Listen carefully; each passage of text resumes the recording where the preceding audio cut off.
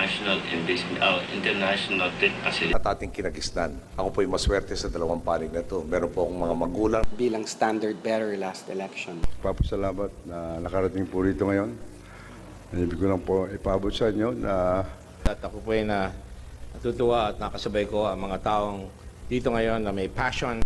Not full of integrity. Pasalamat po kami dito sa UST, sa COMELEC, sa ANC, PPCRV. Kailangan sagutin ngayon o dili kaya sa unang araw ng panunungkulan.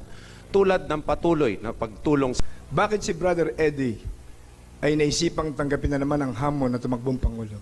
To me, just to highlight the importance that I will...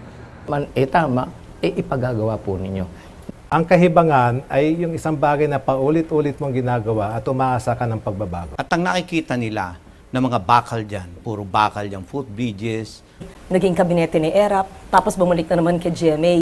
Kaya yun ang sinasabi ko ngayon, yun ang growth drivers ng ating bansa in the very, very near future. favor on bank secrecy.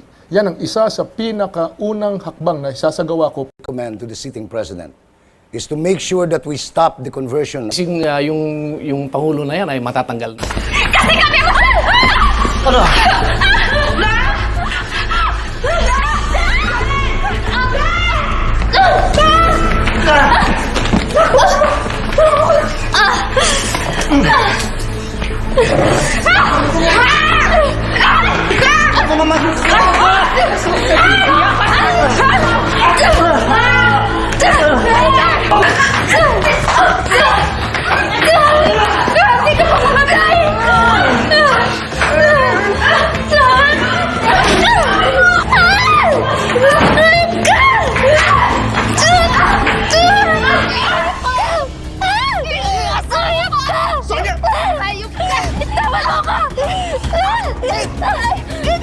Mamatay ka na para makuha na namin yung mana! Sige!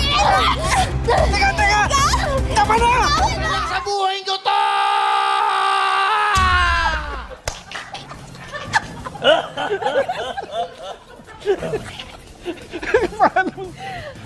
Okay na, kota na. Oh my gosh!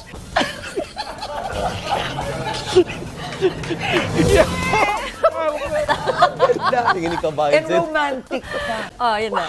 Kareem Abdul-Jabbar. Kilala ko Akala yun. ko si LeBron James. Oo na.